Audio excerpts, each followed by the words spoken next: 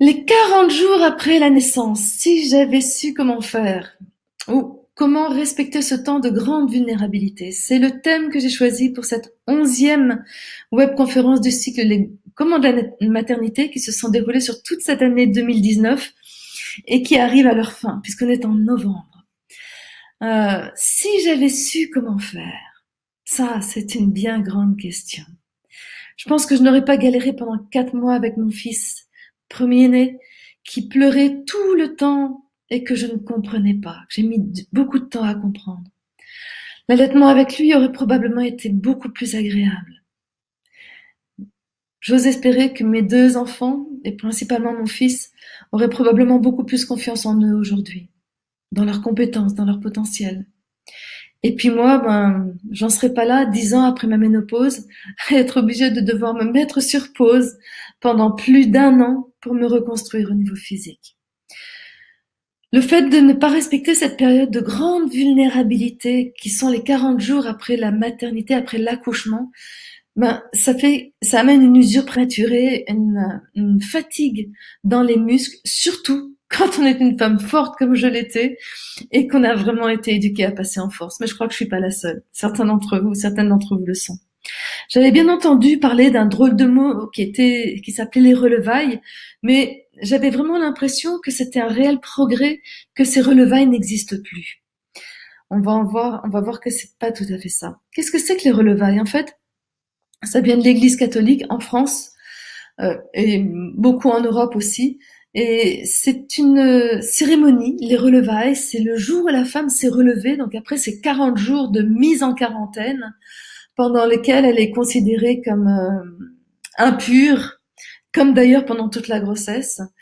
Et c'est ce jour des relevailles où elle va accompagnée par la sage-femme ou ceux qui pouvaient représenter la sage-femme à l'église. Il y a une messe qui est donnée pour qu'effectivement elle puisse réintégrer le cercle des fidèles et le cercle des fidèles auprès de Dieu. Donc c'était vraiment quelque chose d'éminemment religieux. Et le mot relevaille vient du fait de je me relève après toute une période de repos obligé. Donc souvent elle était contrainte par rapport à ça. Tant qu'elle n'avait pas fait ses relevailles, c'est ce que je disais, elle était considérée comme impure, donc elle ne devait pas sortir de chez elle. Pendant un certain temps, elle ne devait même presque pas se lever de son lit. Elle ne devait pas s'occuper des tâches du ménage ni de la ferme parce que ça risquait de porter préjudice pour elle. Elle risquait d'avoir des taches, d'avoir des tares, d'avoir des tiques, d'avoir des trucs comme ça.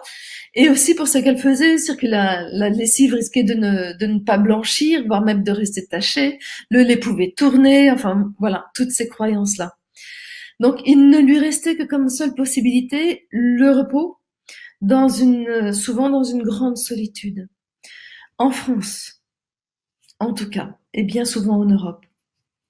C'est amusant parce que c'est effectivement un terme que j'ai utilisé. Ces 40 jours étaient alors considérés comme une mise en quarantaine. Puisqu'effectivement, c'était vraiment cette notion d'impure, d'ailleurs comme pendant toute la grossesse, puisque elle avait le devoir de faire des enfants à son époux, de faire des enfants à l'homme, euh, et en même temps, ça passait par un acte qui était jugé comme impur, un acte défendu. Donc, pendant toute la grossesse, elle n'avait pas le droit de rentrer à l'église et sa mise en quarantaine commençait déjà. Et après, il fallait donc qu'elle puisse aller se purifier de cet énorme péché que d'avoir pu concevoir un enfant avec un homme. C'est uniquement en 1969 qu'on a arrêté la mise en quarantaine, je dirais, parce qu'on s'est rendu compte que les femmes faisaient beaucoup de phlébites, que certaines avaient de grandes conséquences et que des fois elles en mouraient, et que c'était lié à l'immobilité, puisque personne ne prenait soin de cette femme si ce n'est de la nourrir, qui restait au repos pendant 40 jours. Donc cette cérémonie a été remplacée au niveau catholique par une petite célébration au niveau du baptême de son enfant quand effectivement il était baptisé. Mais surtout, ce qui est le plus préjudiciable aujourd'hui, je trouve, c'est que la femme a été encouragée à se remettre debout le plus vite possible. D'ailleurs même, et moi je l'ai fait pendant des années, la femme repartait de la salle d'accouchement sur ses deux pieds et retournait chez elle 5 jours après, reprenait sa vie quotidienne et voilà, c'était une femme active, elle continuait active et elle cherchait à redevenir active. C'est encore le cas aujourd'hui. Le corps, pourtant, son corps, après l'accouchement, pendant la grossesse, il s'est ouvert, ouvert, ouvert, ouvert. À l'accouchement, c'est une ouverture encore plus que ce qu'elle n'a jamais ouvert. Donc, il y a eu 9 mois d'ouverture phénoménale dans son corps, dans son bassin. Tous ses ligaments ont été, ses ligaments et ses muscles sont ramollis par l'imprégnation hormonale de la grossesse.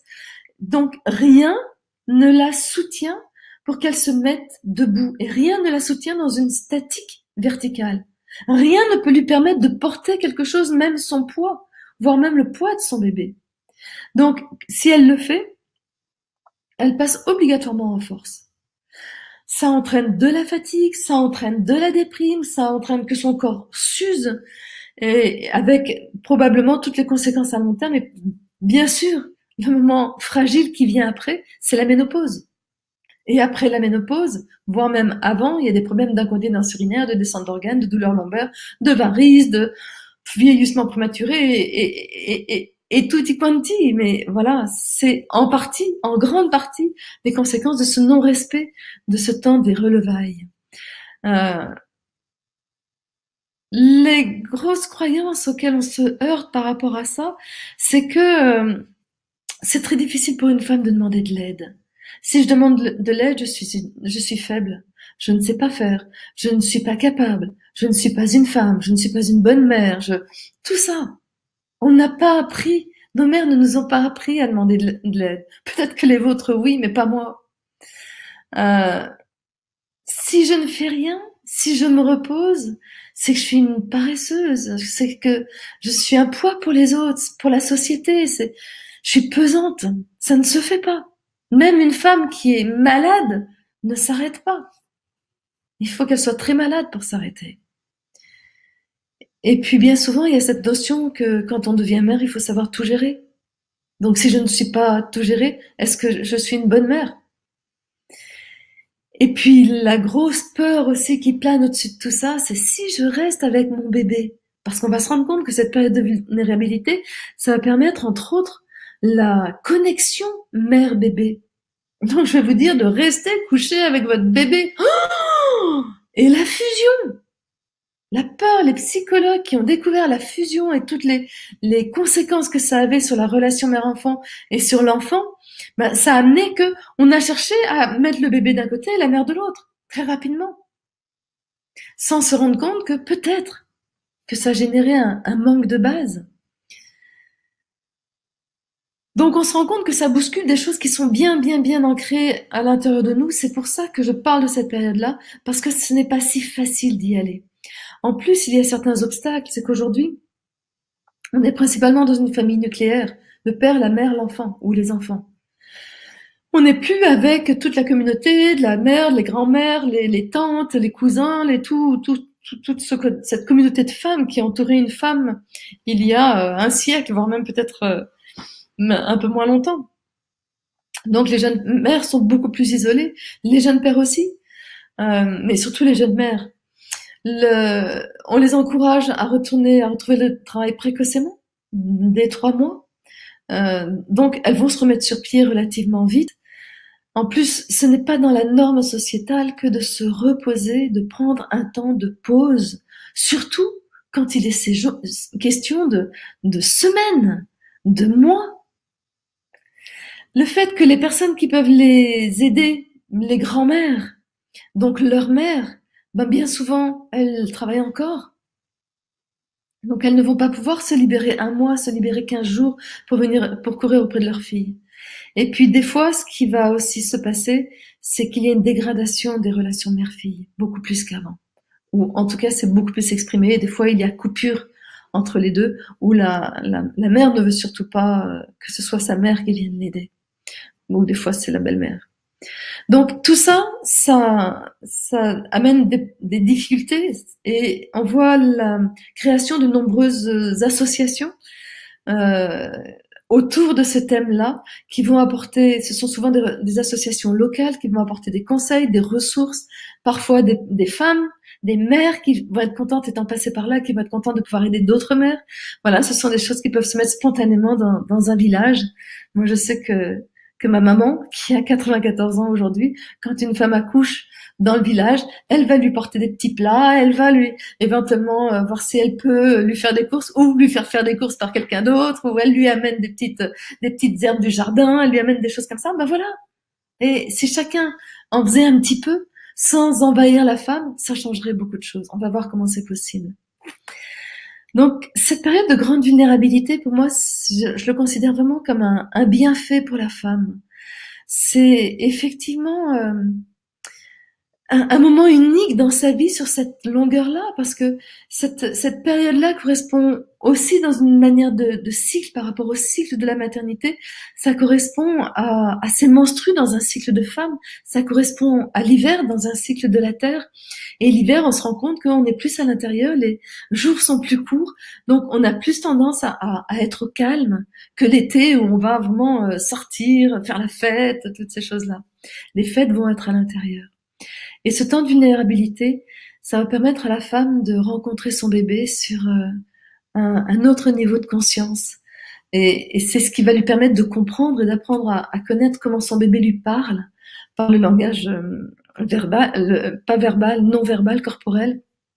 Et ce sont les bases de sa confiance, que ce soit pour l'enfant qui comprend qu'il sait s'exprimer, que ce soit pour la mère qui arrive à comprendre son enfant. Et ça, c'est une base phénoménale qui bien souvent manque à la mère comme à l'enfant. Ça va permettre de favoriser l'allaitement aussi pour qu'il soit beaucoup plus simple, parce que la mère ne se prend pas la tête avec plein d'autres choses qu'elle a à gérer. Ça va lui permettre d'intégrer tout ce qui a bougé pendant la grossesse chez elle, puisqu'elle a grandi. Et c'est un petit peu comme si c'était un temps de chrysalide, comme si pendant la grossesse, elle était un petit peu chenille, et puis qu'ensuite elle est dans un temps de chrysalide, cette quarantaine, et après elle va éclore papillon, elle change de phase de vie. Même si ce n'est pas sa première grossesse. Ça lui permet de récupérer de l'énergie après la grossesse, après l'accouchement, qui sont éprouvants. Ça lui permet de se reconstruire, ça lui permet de se retrouver. Et c'est parce qu'elle se retrouve qu'elle va se désolidariser de son bébé. Non pas parce qu'elle cherche à se séparer de lui, mais parce qu'elle s'est autorisée la fusion. Et qu'au travers de la fusion, petit à petit, il va pouvoir y avoir distinction. Bon, je vais en parler un petit peu plus tard. Et puis, ça peut aussi lui permettre de tout doucement de se préparer à retourner dans la vie, dans le tous les jours, dans le quotidien, d'y aller progressivement et de pouvoir mener de front, effectivement, sa vie de mère, sa vie de femme, sa vie d'amant, sa vie sociale, sa vie professionnelle, toutes ces facettes là qui sont nombreuses, très nombreuses. Comme je vous l'ai évoqué un petit peu, la manière, le fait de le respecter, de respecter cette quarantaine, ça va avoir une amélioration sur le court terme et sur le long terme. Ça préserve la santé de la femme, ça préserve sa santé physique, sa tonicité de base, que ce soit dans son bassin, dans ses jambes, dans son retour veineux, dans sa colonne lombaire, dans la jonction lombo-sacrée qui est si importante, au niveau des cervicales, dans tout son dos, enfin, voilà, tous les espaces. Ça va éviter. Et ça, je l'ai vraiment bien défendu. Aucune n'a fait des dépressions du postpartum, alors que c'est vraiment une maladie qui est devenue extrêmement courante de nos jours, qui met en péril la relation mère-enfant à certains moments. Ça va effectivement favoriser la compréhension de son enfant, donc rassurer la mère, donc amener des suites qui sont beaucoup plus simples et des suites à long terme, parce que l'enfant saura s'exprimer, la mère n'a pas à le deviner. Et il sait qu'il est compris et la mère sait qu'elle le comprend et elle a confiance dans le fait qu'il va pouvoir s'exprimer et que si elle ne comprend pas, il va pouvoir s'exprimer. L'enfant ainsi découvre ses compétences. Waouh, c'est énorme. Et ça va lui permettre de grandir en confiance. Bien sûr, ça favorise l'allaitement, comme je l'ai déjà dit. Donc effectivement, cette période des relevailles, c'est une période unique, c'est une période de grande vulnérabilité, c'est une période ou au creux de cette vulnérabilité, parce que la femme ose s'y laisser aller, et c'est pas facile pour elle, parce que ça peut faire peur.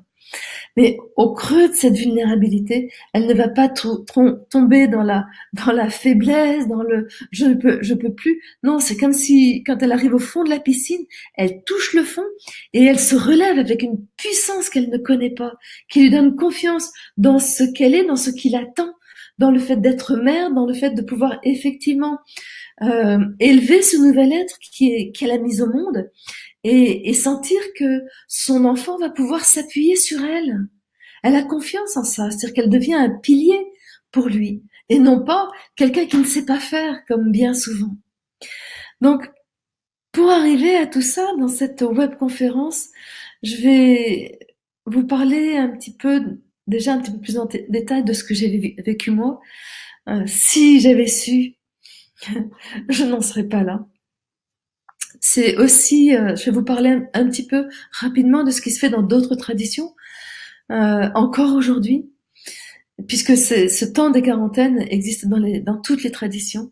Je vais surtout vous donner des clés pour vous organiser afin de pouvoir respecter cette période, des moyens pour dépasser la peur de la fusion, euh, et vous oser et oser la vivre pleinement avec votre bébé, et surtout des outils pour ne plus passer en force et pour vous respecter. Et ça sera utile pour toute votre vie. Donc voilà, si vous avez envie d'en savoir plus, ben vous pouvez cliquer sur le lien qui est après cette vidéo. Ça vous permettra effectivement d'accéder à la rediffusion.